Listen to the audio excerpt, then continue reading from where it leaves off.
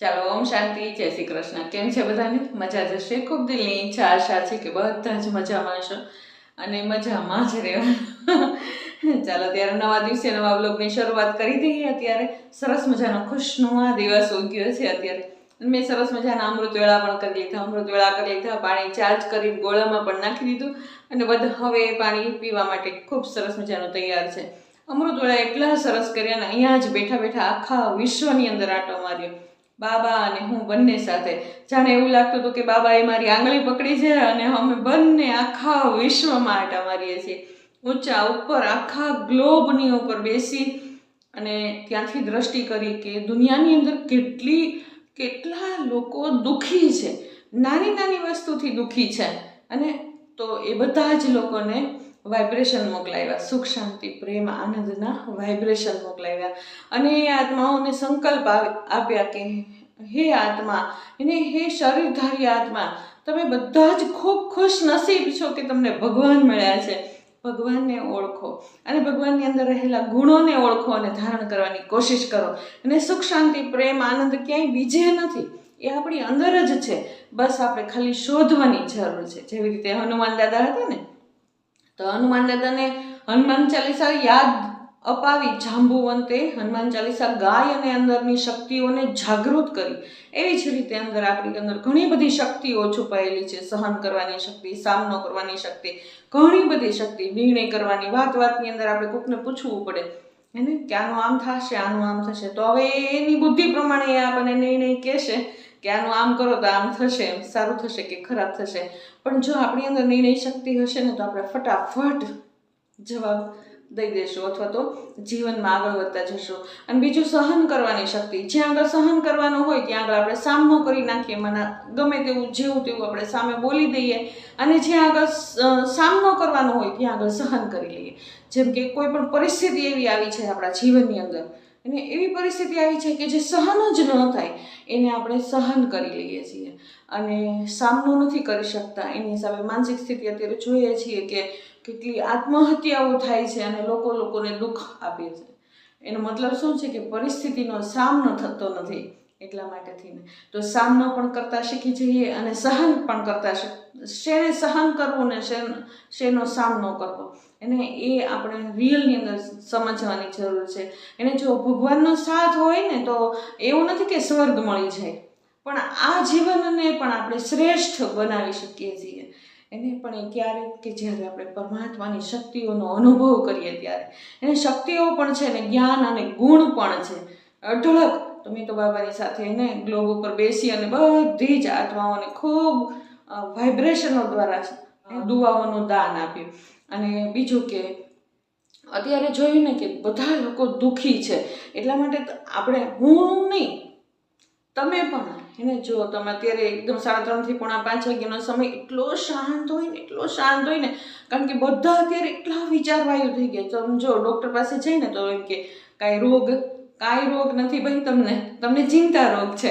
એનો મતલબ શું છે કે એ વિચાર્યા જ કરે, વિચાર્યા જ. એનો મતલબ એમ કે વાતાવરણની અંદર તરંગો ફરે છે નેગેટિવ. એને કારણ કે બધા પોઝિટિવ ના વિચારતા હોય, નેગેટિવ વિચારતા હોય, તો એ નેગેટિવ તરંગો ફરે છે. પણ એ સમય એવો છે સવાર 3:30 થી 4:30 વાગ્યાનો કે એમાં કોઈ નેગેટિવ સંકલ્પ ફરતા નથી હોતા. આપણા જેવા જે બધા હોય ને, આપણા જેવા કે જે સમજતા હોય કે રિયલની અંદર 3:30 થી 4:30 શું મહત્વ છે, એ લોકો જાગતા હોય ને એ લોકો હંમેશા પોઝિટિવ તરંગો જ ફેલાવતા હોય. તો એમાં જો આપણે યોગ કરીએ ને, પરમાત્માને સાથે રાખીએ ને બધી સૃષ્ટિની આત્માઓને આપણે અને સુખ શાંતિ અને પ્રેમના આનંદના વાઇબ્રેશન મોકલાવીએ ને, તો શું થાય ખબર? સવારના પરમાં એ ઉઠશે ને જ્યારે આત્મા, ત્યારે એને એકદમ શાંતિનો અનુભવ થશે, સુખનો અનુભવ થશે. અને એને આમ એવું લાગશે કે આ દુનિયા છે ખરા, જીવવા લાયક દુનિયા છે. એને ચાલો કાંઈક કામ કરીએ અને આગળ વધીએ તો એને કાંઈક પ્રેરણા મળશે. બસ એને પૈસાનું દાન બધા દઈ શકે, ભોજનનું દાન બધા દઈ શકે, પણ આ દુઆઓનું દાન દેવું ને એના માટે સવારમાં ઉઠવું પડે અને વહેલા આપણે ઉઠી અને ભગવાનને યાદ કરી ભગવાનની સાથે જઈ અને ફરવું પડે. તો ચાલો સરસ મજાનો મેં તો મસ્ત એવો યોગ કર્યો. ખરંચ હકીકતે એને એવું નથી કે હું યોગ કરવા જાઉં તો હું સુખી છું અને મને બધું જ મળે છે, એવું નથી. પણ આપણે જો દેશું ને તો રિટર્નમાં આપણને મળવાનું જ છે. આપણે શાંતિનું દાન દેશું તો શાંતિ મળવાની જ છે, સુખનું દાન દેશું તો સુખ મળવાનું જ છે એને. તો જે આપશું એ આપણને મળશે. તો હું પણ એ બધી જ વસ્તુઓનો અનુભવ રોજ કરું છું અને ઈચ્છું છું કે હું કરતી રહું. અને મારી તો ઈચ્છા છે કે તમે પણ રોજ કરતા રહો અને બધા જ વાઇબ્રેશન તમારા સુધી પણ પહોંચતા રહે અને તમારા વાઇબ્રેશન મારા સુધી પણ પહોંચતા રહે. અને એ કયા વાઇબ્રેશન? એને લાઇક, શેર અને સબસ્ક્રાઈબના. એને જો તમને મારી આ ચેનલ ગમતી હોય તો જરૂરથી લાઇક, શેર અને સબસ્ક્રાઈબ કરી દેજો. નાની એવી કમેન્ટ પણ જરૂર કરજો. અને તમે જુઓ છો ઘણા બધા, હું જોઉં છું વ્યૂઝ ઘણા બધા આવે છે, પણ સબસ્ક્રાઈબ પણ સાથે સાથે કરતા રહેજો. બાજુમાં જે બેલ આઇકન છે એને ઝડપથી પ્રેસ કરી દેજો અને બાજુમાં જે અંગૂઠો રાખ્યો છે એને પણ પ્રેસ કરજો, એટલે લાઇક પણ થઈ જશે. ચાલો અત્યારે હું જાઉં છું, નીકળી જઈએ, આપણે બાબાની રજા લઈ લઈએ, બાબાની સાથે પણ લઈ લઈએ. બાબા સાથે છે તો દુનિયામાં કોઈ ડરવાની વાત જ નથી એને. એક વખત એવું હતું કે ડરીને દુનિયામાં જીવતા હતા, પણ અત્યારે ભગવાનનો સથવારો છે તો જીવીએ છીએ મસ્ત રીતે, મસ્ત મોલા. ચાલો મસ્ત એવી સવાર પડી ગઈ છે, જોઈ લો, અને ખુશનુમા મસ્ત વાતાવરણ છે. ચાલો અત્યારે નીકળી જાઉં છું, ફરી પાછી આવીને મળીશ. ત્યાં સુધી ઓમ શાંતિ, જય શ્રી કૃષ્ણ.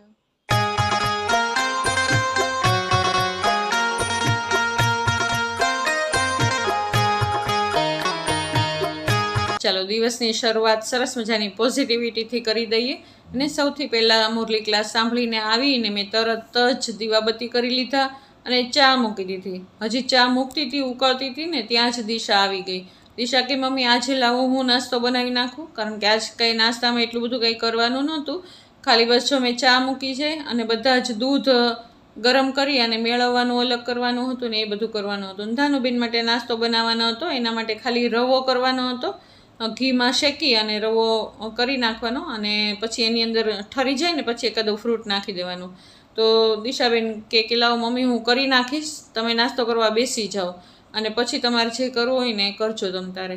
તો ચાલો હું નાસ્તો કરવા બેસી ગઈ છે. દિશાએ જે રાતની રોટલી વધી હોય, ભાખરી વધી હતી, તો પછી ઘણું બધું હતું એટલે પછી દિશા કે મમ્મી આજ અત્યારે આપણે નાસ્તો ચલાવી લઈએ.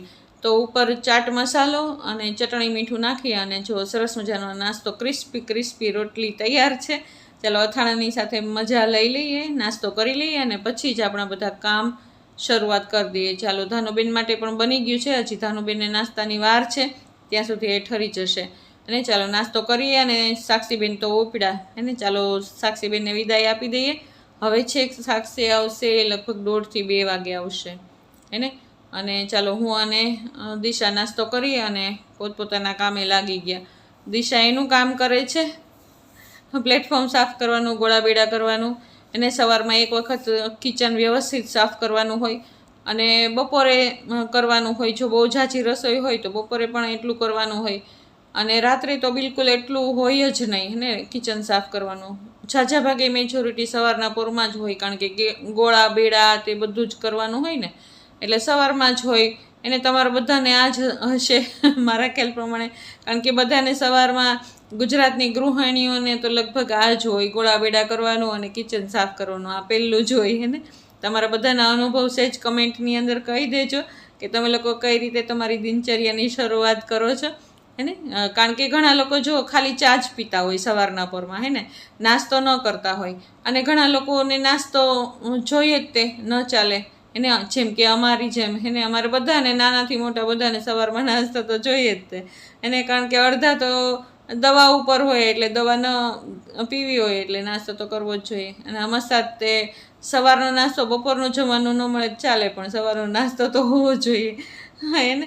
તો ચાલો સરસ મજાની દિવસની શરૂઆત થઈ ગઈ છે. દિશાબેને મસ્ત એવું કિચન સાફ કરી નાખ્યું અને ચાલો મેં પણ બધા ઝાડ પાનના બધા જ 5 જેટલા કચરો હતો ને બધો કાઢીને સરસ મજાનું ફળિયું સરસ સાફ કરી નાખ્યું. કારણ કે કાલે જ હજી દિશાએ ધોયું હતું ને, પાણીનો વારો હતો એટલે. તો આજે તો ખાલી ને ખાલી વાળવાનું જ છે, પણ વાળવામાં પણ હે ને એટલો બધો કચરો હોય ને કે વાત ન પૂછો. ચાલો ત્યારે હજી જો આટલું ફળિયું વાળ્યું ને ત્યાં ધાનુનો ઉપરથી અવાજ આવવા લાગ્યો, દાદી દાદી એને. એટલે દિશા મને કહે છે મમ્મી આવી ગયા છો બેન, તમે ફટાફટ કરજો. પણ ફટાફટ એ કેટલું કરવું, કારણ કે કેટલો બધો કચરો હોય ને કે વાત ન પૂછો. પછી તો દિશા કે લાવો મમ્મી હું હવે અધૂરું છે ને એટલું હું પૂરું કરી નાખીશ, તમે આ બેનને સાચવો. કારણ કે એ છે ને એને સાથે સાથે કામ કરવા જોઈએ. અને જો હજી બગાસા જ ખાઈશ બેન. હજી ઉઠે છે બેન, એને હજી દિવસ પડતા થોડીક વાર લાગશે, હજી કલાક તો મૂડમાં આવતા થશે બેનને. આજ બેન વહેલા ઉઠી ગયા છે, નહીં તો 10 વાગ્યા પછી ઉઠે. એની બદલે આજે તો જો હજી તો સાક્ષી ગઈ અને ફળિયા વાળવા હું બહાર આવીને દિશાએ પ્લેટફોર્મ સાફ કર્યું. બસ એટલો જ સમય થયો હતો તો ધાનુબેનનો અવાજ આવી ગયો. ક્યારેક એવું પણ થાય ને ભાઈ એને. તો ચાલો ધાનુબેન મૂડમાં આવી ગયા છે. નિખિલભાઈ મસ્ત એવો હિંચકો માળિયામાંથી બહાર કાઢી દીધો. અને આ હિંચકો ધાનુબેન 9 મહિનાની હતી ને ત્યારે અમે મૂકી દીધો હતો.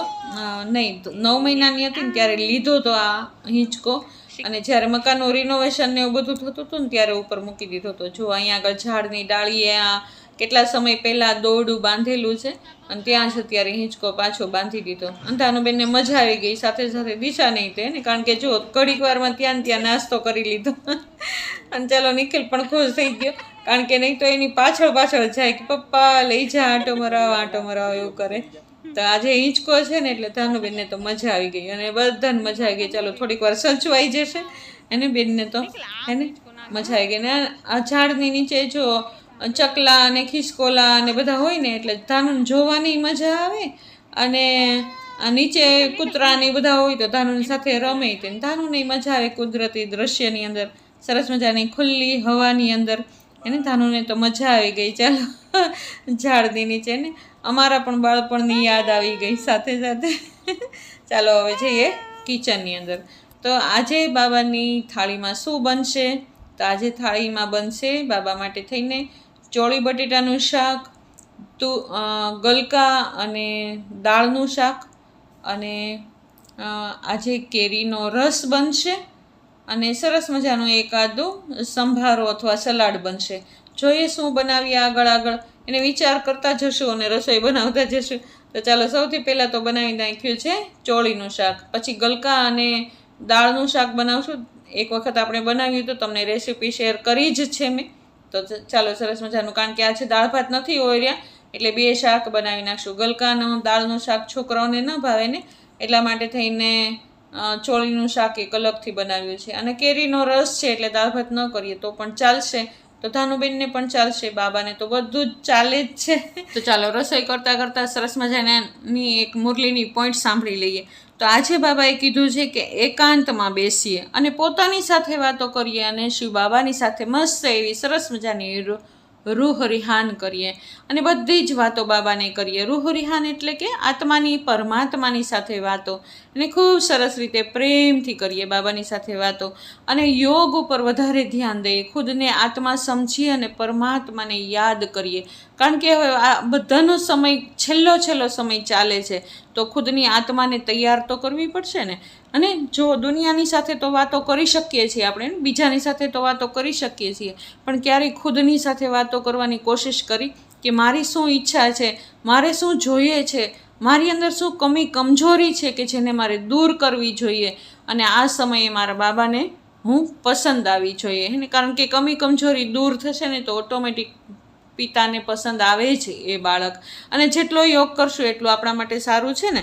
આપણો યોગથી આપણો ઓરો વધશે અને એ ઓરાની અંદર ક્યારેય નેગેટિવ શક્તિ આવી શકશે નહીં. અને સાથે સાથે જો યોગ હશે ને તો જ એ કામ થઈ શકશે, નહીં તો થશે નહીં. સરસ મજાનો એને મેડિટેશન રોજ સવારના પોરમાં કરીએ. સવારે, બપોરે, સાંજે જ્યારે ઈચ્છા પડે ત્યારે મેડિટેશન કરીએ. એને બંધ તો કોશિશ કરીએ કે સવારમાં જ કરીએ, પણ જ્યારે ઈચ્છા પડે ત્યારે કરી શકાય. એને મેડિટેશન કરવાનો કોઈ બીજો એવો ખાસ સમય નથી કે તમે ન કરી શકો. એને દિવસ રાતમાં તમે ગમે ત્યારે સમય કાઢી અને કરી શકો. સૌથી પહેલાં 5 મિનિટ, 10 મિનિટ અને પછી સમય વધારતા જઈએ 1 કલાક પણ આપણે બેસી શકીએ. અમૃત વેળામાં પણ ખૂબ સરસ મજાનો યોગ કરી શકાય. ચાલો આપણે બનાવી નાખ્યો છે કેરીનો રસ. એના માટે થઈને મેં સરસ મજાની કેરીને સુધારી નાખી, ધોઈ કાઢવીને એકદમ મસ્ત એવી, અને એની અંદર નાખી દીધો છે ખાંડ અને દૂધ અને ઝાઝો બધો બરફ હે ને. તો ચાલો આપણે આજે બાબાને ધરશું કેરીનો રસ, કારણ કે પહેલાંય તે ધર્યો તો એને બાબા માટે સ્પેશિયલ કેરીનો રસ બનાવ્યો હતો. અને આજે આખા ઘર માટે ને બધા ઘરના સભ્યો માટે બનાવ્યો છે. ત્યારે હું 2-3 જ કેરી લાવી હતી, આજે બધા માટે લેતી આવી છે. તો ચાલો બાબા પણ આજે કેરીનો રસ જમશે, ધાનું પણ જમશે અને ઘરના બધા જ સભ્યો જમશે ને. ચાલો સરસ મજાની રસોઈ બનીને અત્યારે તૈયાર છે. ચાલો ફટાફટ હમણાં જ બાબાને આપણે સરસ મજાની થાળી સજાવી અને ભોગ પણ ધરી દઈએ. ચાલો આપણી બધી રસોઈ તૈયાર છે. તો આજ બાબાની થાળીમાં છે સરસ મજાની ફુલકા રોટલી, ચોળી બટેટાનું શાક, ગલકા અને દાળનું શાક, ભાત કર્યા છે સેજ મસ્તા અને કેરીનો રસ. ચાલો ખૂબ દિલથી પ્રેમથી બાબાને થાળી ધરાવી અને ત્યાર પછી હું, દિશા અને સાક્ષી ત્રણેય જમવા માટે થઈને બેસી ગયા.